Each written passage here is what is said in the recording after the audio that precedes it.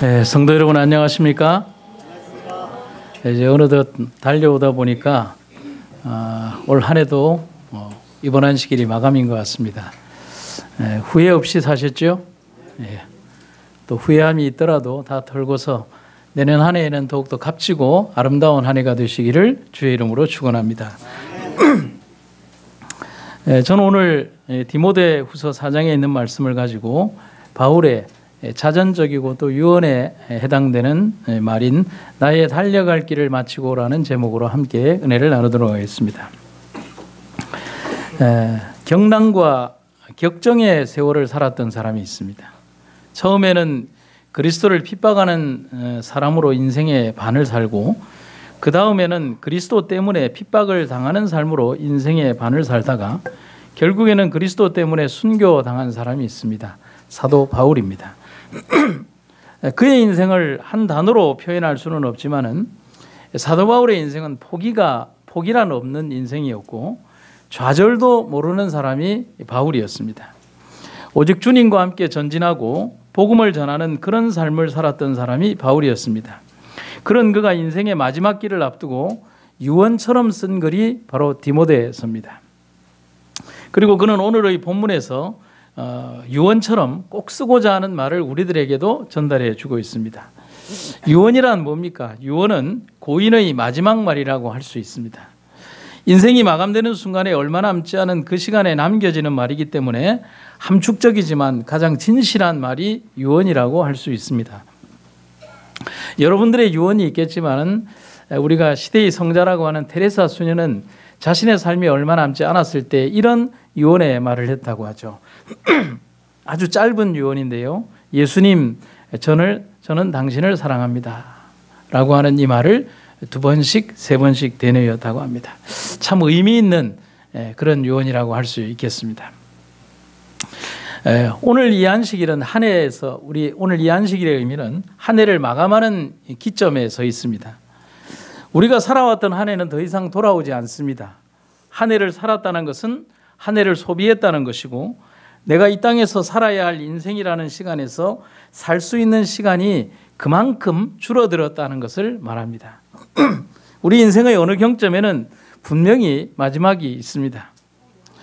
그 시간을 제가 두려워하자는 것이 아니라 그 시간이 언제일지는 모르지만 언제 그 시간이 다가오더라도 사랑하는 사람과의 이별 때문에 잠시 슬픈 것 외에는 자신의 살아온 삶 때문에 부끄러워하거나 슬픈 일이 없는 그런 삶을 살게 되기를 간절히 바랍니다. 그래서 서양의 격언에는, 신앙 격언에는 이런 말이 있습니다. 그대가 언제 어디서 죽을지 결정할 수는 없지만 어떻게 살 것인가는 결정할 수 있다. 여러분, 제가 죽는 장소를 결정할 수 있을까요? 스스로 목숨을 끊는 것 이외에는 그것을 결정할 수 있는 사람은 아무도 없습니다. 하지만 내가 어떤 삶을 살다가 내 인생의 끝을 보겠다라고 하는 것은 자기 스스로가 결정할 수 있다는 사실입니다. 바울은 자신이 살았던 삶을 아주 자랑스럽게 마감하려고 하고 있습니다. 비록 그의 삶의 출발은 예수님 반대편에서 출발을 했지만 인생의 마감은 주님 안에서 하고 있는 것입니다. 참 감사하지 않습니까? 그의 출발은 주님의 건너편에서, 그러나 마감은 주님의 안에서. 믿음의 눈으로 그는 자신을 위하여 하나님이 예비해 주신 면류관을 바라보고 있습니다. 얼마나 아름다운 광경이고 그리고 얼마나 부러운 모습인지.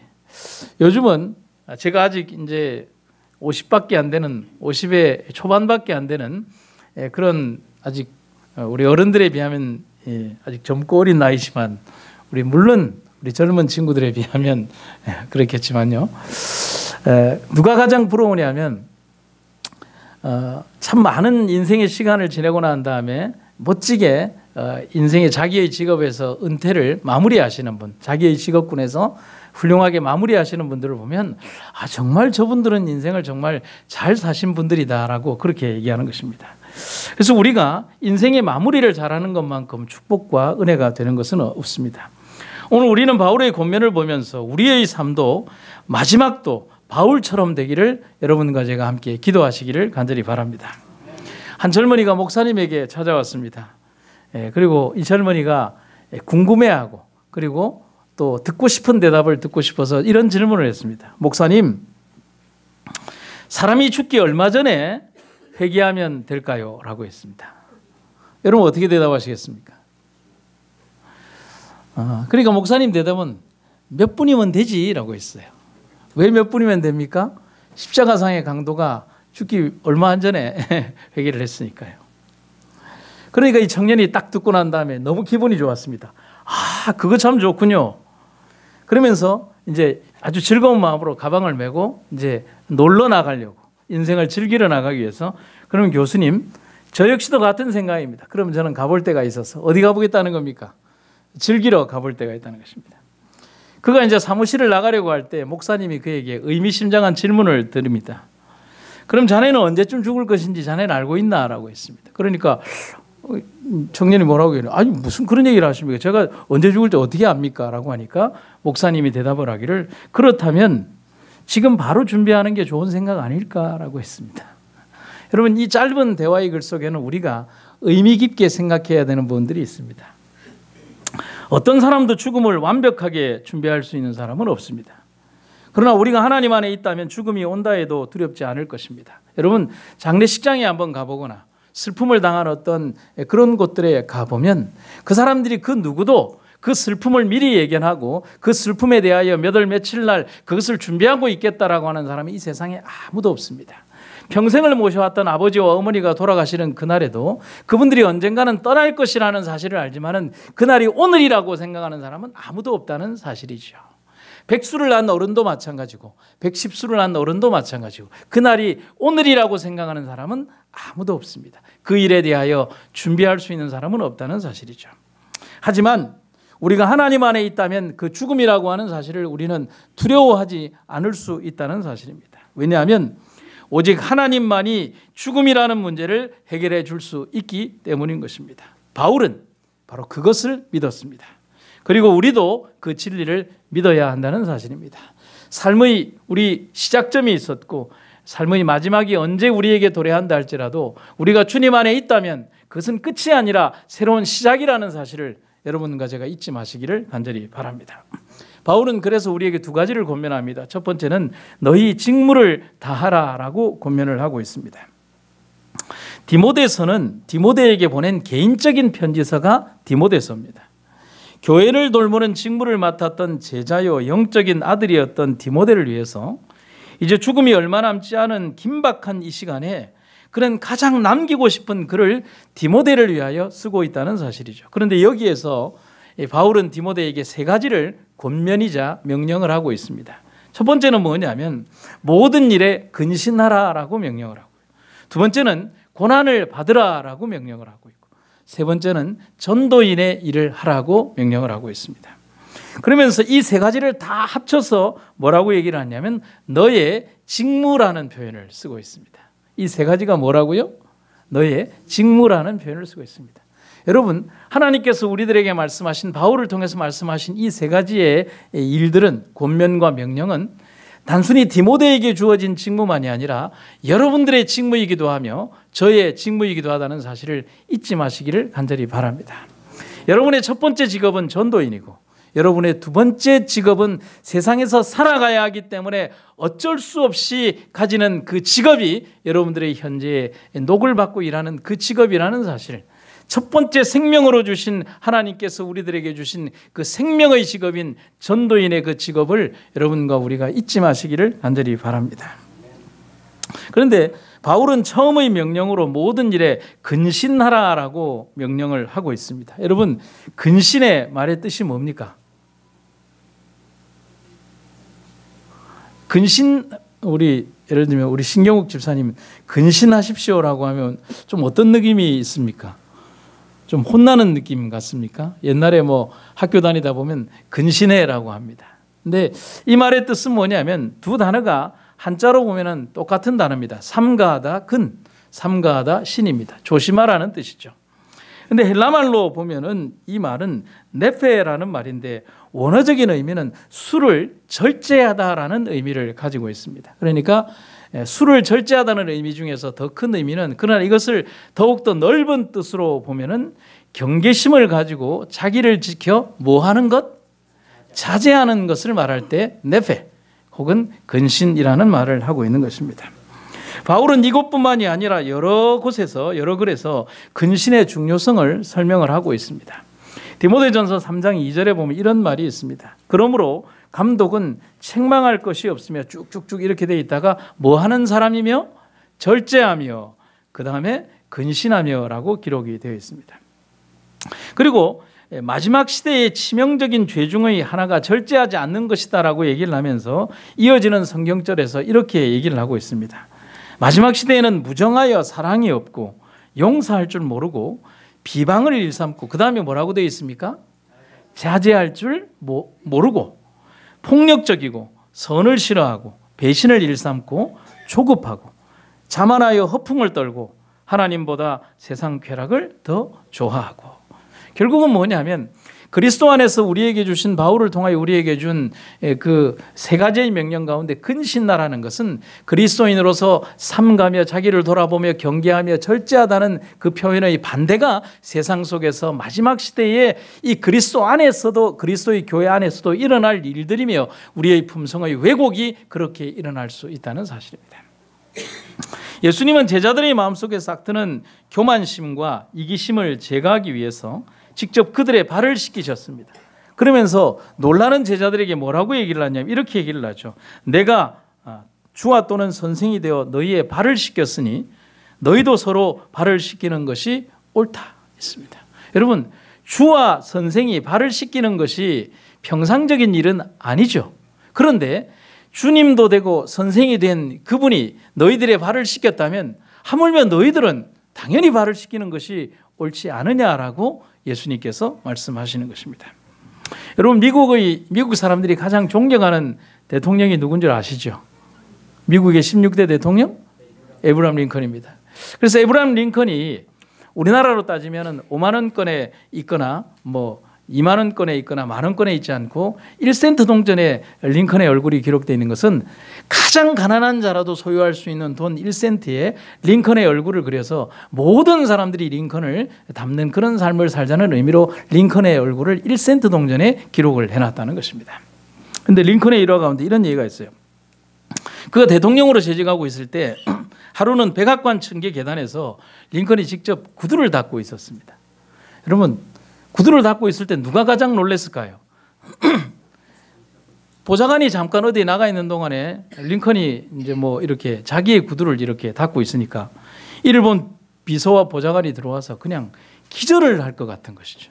그리고 와서 그냥 거의 뺐다시피 이제 구두소를 뺐으면서 카카 제가 닦아드리겠습니다 하면서 그들이 너무 놀라서 이제 링컨의 구두소를 빼들어 버렸습니다. 그러자 링컨은 이렇게 얘기했다고 합니다. 그럼 이제 나는 누구의 구두를 닦아주지? 라고 얘기를 했다는 것입니다. 여러분, 링컨의 품성과 겸손이 보여지는 한 모습이라는 사실입니다. 200년 역사, 미국의 역사 속에서 가장 존경하는 인물로 왜 링컨이 항상 등장하는 것일까? 그는 미국의 가장 위대한 대통령이었지만은 가장 겸손한 사람이었기에 국민들은 그를 아직도 지금의 모습처럼 기억하고 그리워한다는 사실입니다. 주님께서 오늘의 교회와 성도들에게 말씀하시는 가장 간절한 명령은 겸손과 섬김의 명령이 아닐까요? 오늘날의 교회가 예수님을 닮아가노라고 얘기를 하고 주님 닮기 원합니다라고 수없이 많은 노래를 하고 성경을 암송하고 그렇게 얘기하지만 그러나 우리는 이 예배당 안에서조차도 누가 누구보다 높은 정신, 내가 너보다 낫다는 생각, 그리고 나는 누군가보다는 훌륭한 신앙을 가지고 있노라고 얘기하며 자기의 명예심과 이름에 사로잡힌 신앙으로 살아가는 것은 아닌가를 우리는 다시 한번 생각해 봐야 하는 것입니다. 바울은 그리고 두 번째 명령으로 고난을 받으라고 말하고 있습니다. 그런데 이 고난을 받으라는 명령은 세 번째 명령인 전도인의 일을 하라는 것과 함께 연관되어지는 것으로 고난은 전도자의 사명 속에는 고난과 핍박과 아픔과 고통이 있지만 그것을 이기고 감내해야 한다는 강력한 권면을 담고 있습니다. 여러분, 전도인이 환영받고 있습니까? 아니면 환영받지 못할까요? 한 문장으로 설명을 드리면 복음을 전하는 일은 환영받는 일이 아닙니다. 그걸 잘 아시잖아요. 제가 여기 이제 기도하러 가면 이제 누군가에게 옆에 기도해주면 옆에 있는 할머니가 혹은 다른 분들이 뭐냐면 자기한테도 기도하자고 할까봐 이제 이렇게 방어벽을 치고 이렇게 있습니다. 그러면 바로 기도하자 그러면 이렇게 분명히 거절당하니까 그러면서 갑자기 제가 그냥 씩 웃으면서 어디서 오셨어요? 라고 얘기하면 또 무슨 얘기를 하다가 식사하셨습니까? 라고 얘기를 하고 또 뭐 자식 얘기도 하다가 아프시죠? 라고 하면 아파 죽겠다고 얘기하면 기도할까요? 그러면 그럽니다. 그러면 자기도 모르게 그런데 나는 어제 같은 경우는 이제 누군가에게 기도를 해주고 옆에서 이렇게 얘기를 하니까 그분이 이제 이렇게 저하고 기도하기로 했는데 나는 절에 나가는데 그러니까 부처님이 부처를 믿든 딴 걸 믿든 목사가 기도를 해서 좀 낫게 해주시고 이렇게 병을 낫게 해달라고 하면 좋은 일일까요? 나쁜 일일까요? 좋은 일이네. 네. 기도해 주세요. 그런 것입니다. 그래서 이제 함께 기도하고 나니까 그분이 이제 손을 합장을 하면서 나무아미 타불 그러시더라고요.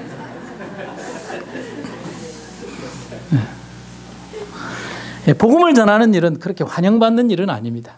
여러분들이 전도지분급을 갈 때 지금은 길에서 이래 나눠지지만 각 집마다 이렇게 다니면서 이렇게 문을 옛날에는 초인종 누르고 하는 이렇게 개별 전도라든지 축호 전도라고 해서 각 가정집마다 돌아다니면서 이렇게 하면 여러분 그러잖아요. 띵동 하고 누르면 마음속으로는 뭐라고 합니까? 나오지 마라, 나오지 마라, 나오지 마라, 제발 나오지 마라. 그리고 그 다음 집에 가서는 뭐냐면 제발 좀 사람 좀 없어라 이러면서 마음속으로 그렇게 하는 거잖아요. 그게 뭐냐면 마음속에 부담감이 항상 있으니까요.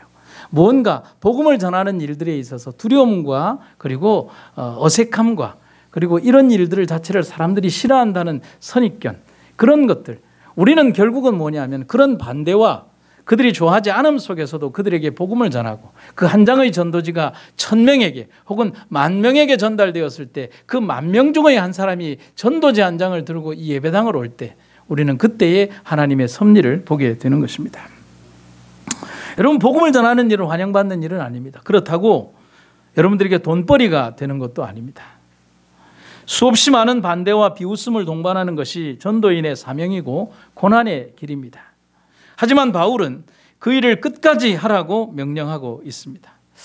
갑자기 떠오르는 얘기였는데 예전에 전도사들 몇 명이서 공중전도라고 하는 것을 이렇게 하는데 그때 공중전도는 어떻게 하냐면 신학생들 한 10명씩 9명씩 묶어서 어떤 놈 교회에 뚝 떨고 놓으면 그들이 이제 포스터 만들어 가지고 이렇게 붙이고 이렇게 하는데 주로 포스터를 어디에 붙이느냐 하면은 그 이제 전봇대에 붙이지 않습니까? 이렇게 붙이고 다니는데 강사 이러면 이제 뭐 한사랑 전도사 자기들끼리 강사도 하니까 그러니까 이제 저희들이 이렇게 한 장 붙이고 있으니까 뒤에 이제 동네 시골 꼬마들이 쫓아오면서 전도사가 뭐고 그러는 것입니다.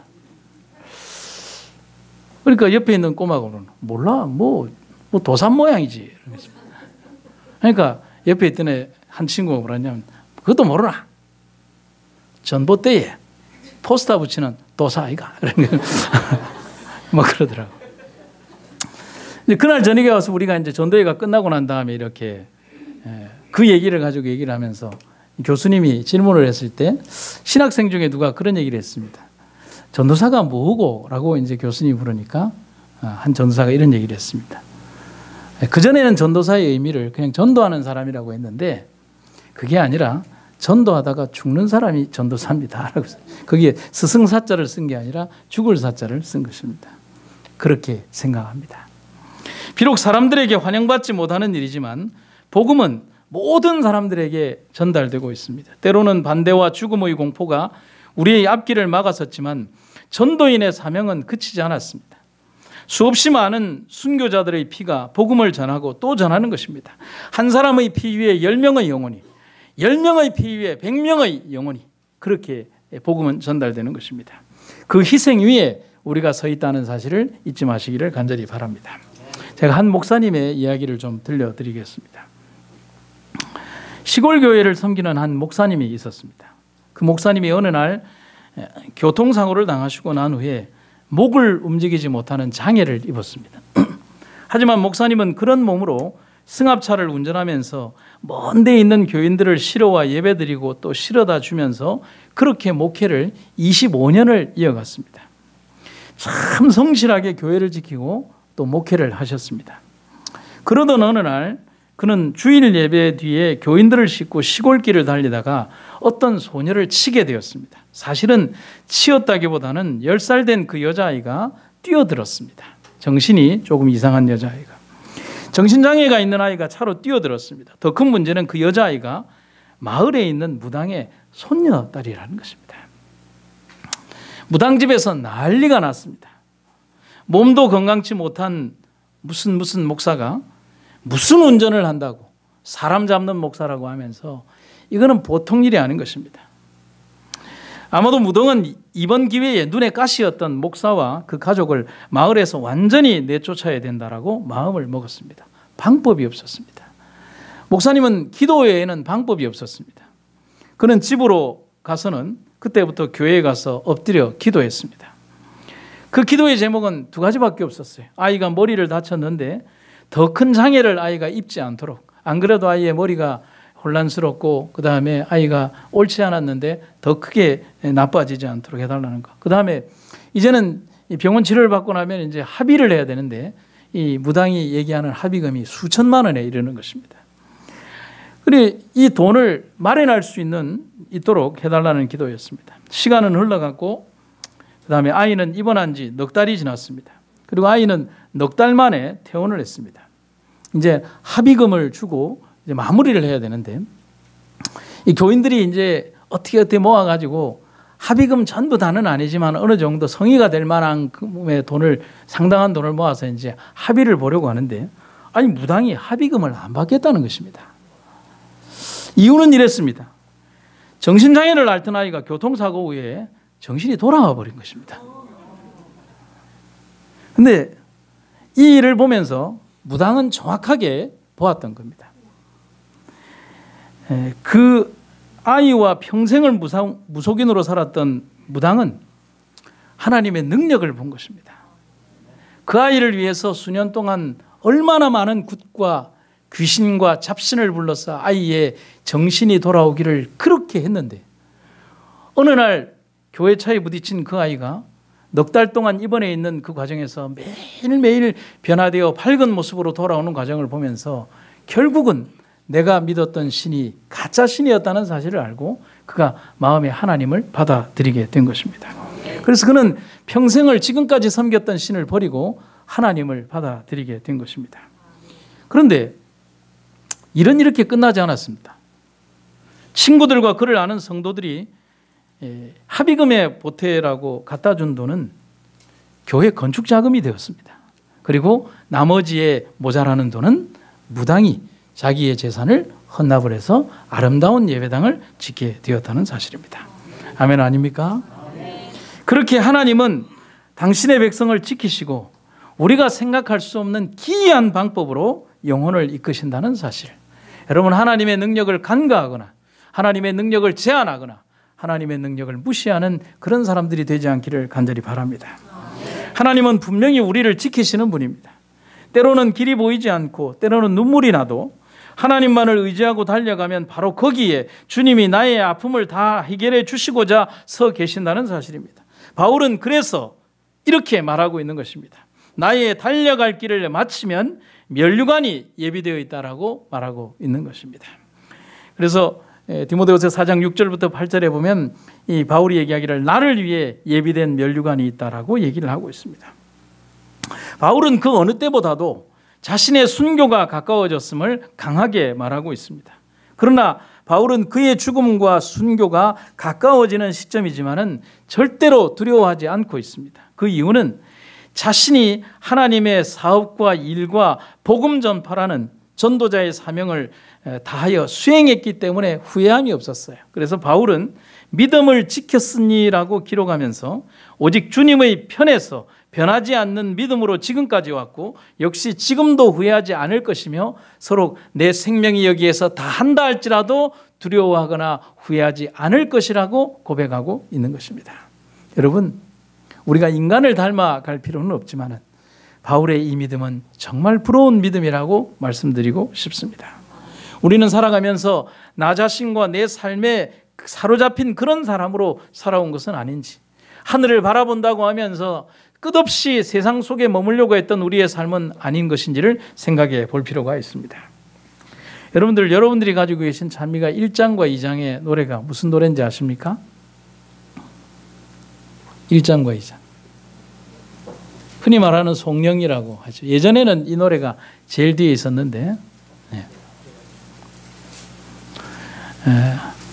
찬송가에서는 이것을 영광송이라고 합니다. 그 이유는 뭐냐면 원어적인 뜻이 아버지께 영광이라는 뜻을 가지고 있습니다. 그러나 영광송의 곡은 후세의 사람들이 기록을 했지만은 이 찬송시는 아주 오래된 시인데 1세기경에 기록이 된 것입니다. 그럼 누가 기록을 했을까요?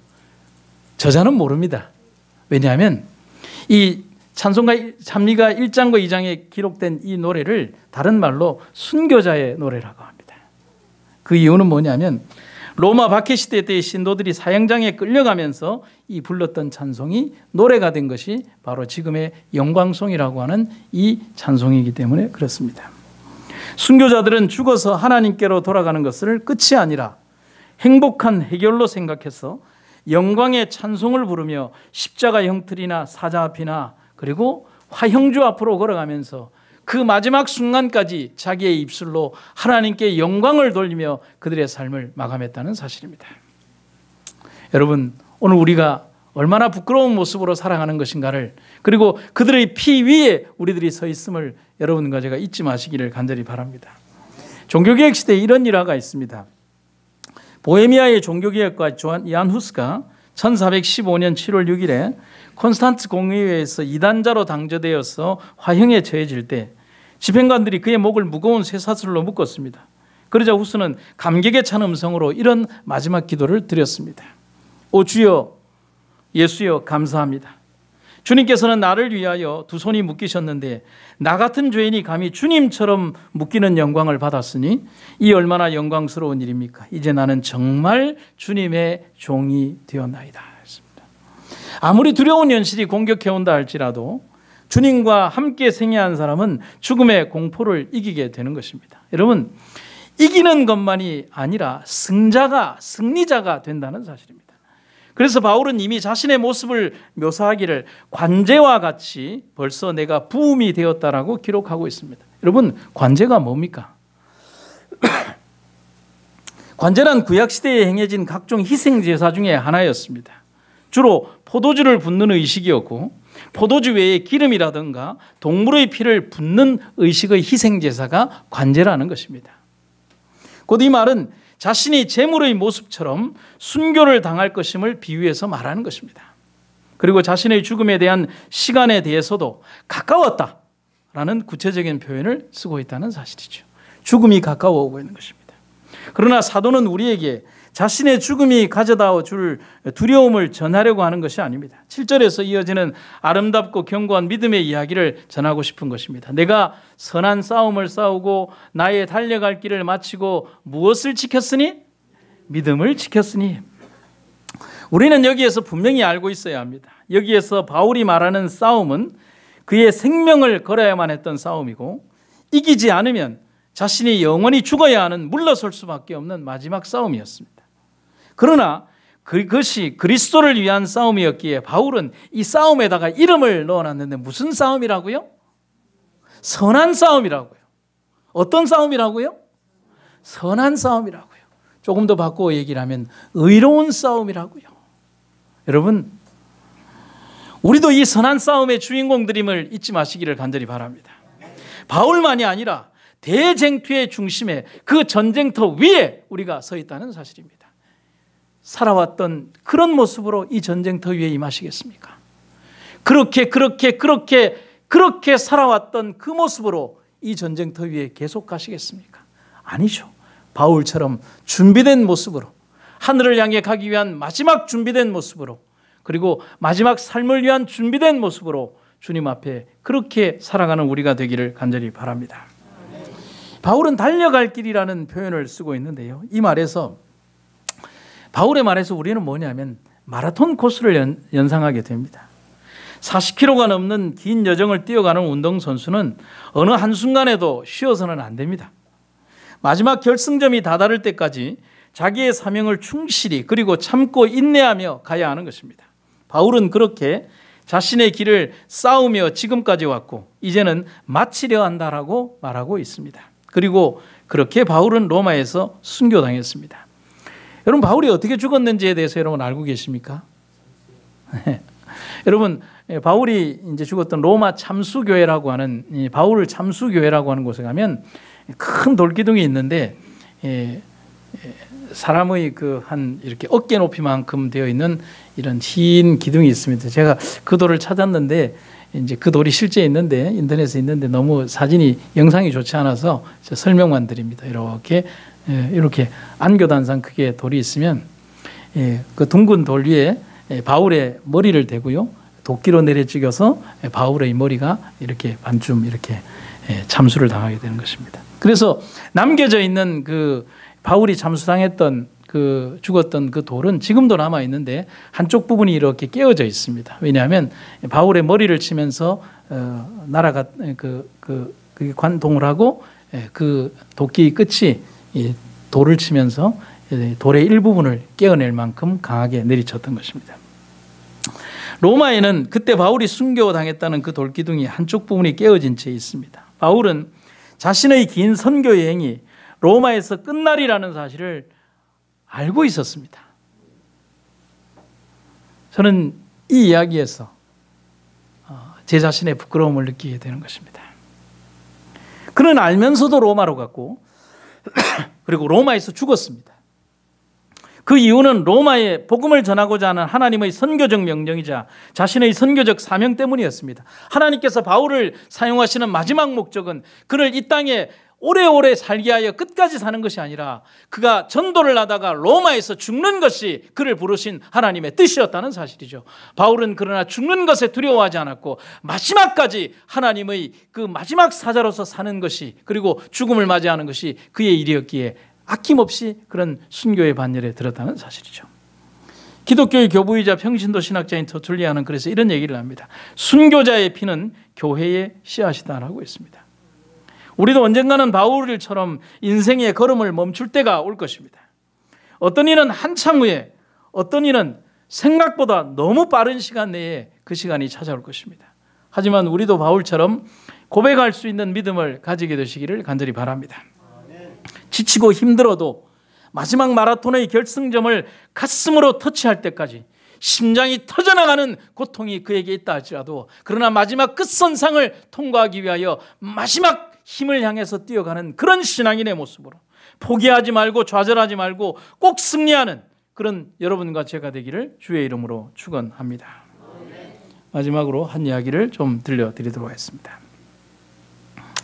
17세기에 독일의 라이프치히라고 하는 곳에 성 토마스 교회라고 있습니다. 그렇게 크지 않은 이 교회에 한 젊은 음악가가 있었습니다. 그는 그 교회 오르간 연주자로 있으면서 주일마다 성실하게 오르간을 연주를 했습니다. 그리고 누가 시킨 것도 아닌데 그는 매주 새로운 곡을 연주해서 작곡해서 연주를 했습니다. 여러분, 매주 작곡하는 게 얼마나 어려운 일이겠습니까? 그는 뛰어난 재능을 가지지는 않았지만 성실하게 작곡하고 연주했습니다. 그렇게 만들어진 곡은 수백 곡에 달했지만 교회에서 그 주에 한 번씩 연주된 것 외에는 단 한 번도 악보가 출판된 일이 없고 그리고 그의 음악을 듣기 위해서 발표회를 한 일도 없었습니다. 하지만 그 청년은 천부적인 성실함으로 매주 새 곡을 만들어서 곡을 작곡을 해서 연주를 했습니다. 그렇게 만들어진 곡이 오르간 곡이 265개, 합창곡이 263개, 그리고 피아노 곡이 162개의 곡을 작곡을 합니다. 하지만 그렇게 많은 음악을 만들어냈지만 아무도 알아주지 않는 무명 작곡가요, 그냥 연주가였을 뿐입니다. 그런데 언제부터인가 사람들 사이에서 그의 음악이 회자되기 시작하는 것입니다. 오랜 무명의 시간 끝에. 그리고 사람들은 그의 음악에 빠져들기 시작했습니다. 그리고 현대의 모든 음악가들은 그를 기억합니다. 그는 바로 근대 음악의 아버지라고 하는 요한 세바스찬 바하입니다. 그를 더욱 빛나게 한 것은 그가 무명 시절에 작곡했던 700여 곡의 곡들이었습니다. 바하가 빛났던 것은 오로지 성실로 하나님 앞에, 교회 앞에 살았던 오늘의 바하가 된 것입니다. 그런데 바하의 그 작곡 노트에는 숨겨진 비밀이 있다고 합니다. 그는 작곡을 하고 난 다음에 악보의 시작 부분에 JJ라고 하는 단어를 적어놓고요, 끝부분에는 SDG 혹은 DSG라는 단어를 써놨습니다. JJ는 라틴어로 예수, 주바, 구세주 예수라는 말이고, SDG는 Soli Deo Gloria, 오직 하나님께 영광이라는 단어를 자기의 사인 대신에 하나님께 영광이라는 단어로 마무리를 했습니다. 그리고 바하는 작곡자인 자기 이름 바하라는 단어를 쓰지 않고 라틴어로 약자인 이 인드닉이라고 하는 이 단어를 썼습니다. 이것은 라틴어로의 약자를 다 이렇게 조합해 놓은 것인데, 우리 주 예수 그리스도의 이름으로라고 하는 말의 첫 자들을 따서 자기의 사인을 대신했다는 것입니다. 그의 이러한 신앙과 믿음에 대해서 저명한 신학자는 이렇게 얘기를 합니다. 칼바르트라고 하는 정말 위대한 신학자는 이런 얘기를 합니다. 천사들이 하나님을 찬양하기 위해 바흐의 음악만을 연주할 것이다. 여러분, 최고의 찬사 아닙니까? 그리고 그의 아내는 자신의 남편을 보면서 이런 얘기를 했습니다. 바흐는 하늘에서 부르는 대로 악보를 받아 적었다. 이제 바흐는 자신의 삶을 마감하면서 우리들에게 마지막 유언과도 같은 이 말을 우리들에게 전달해 주고 있습니다. 내가 작곡한 곡의 주인은 예수 그리스도시며 나는 다만 그분의 도구일 뿐입니다. 주님이 이 곡을 만들게 된 동기이며 곡을 이끌어가는 힘이 되시며 곡의 아름다움을 부여하신 분입니다. 그러므로 이 음악의 결과도 주 예수 그리스도께만 영광을 돌려야 합니다. 여러분, 지금 들으시는 이 음악이 바흐가 일생의 가장 마지막으로 작곡한 곡입니다.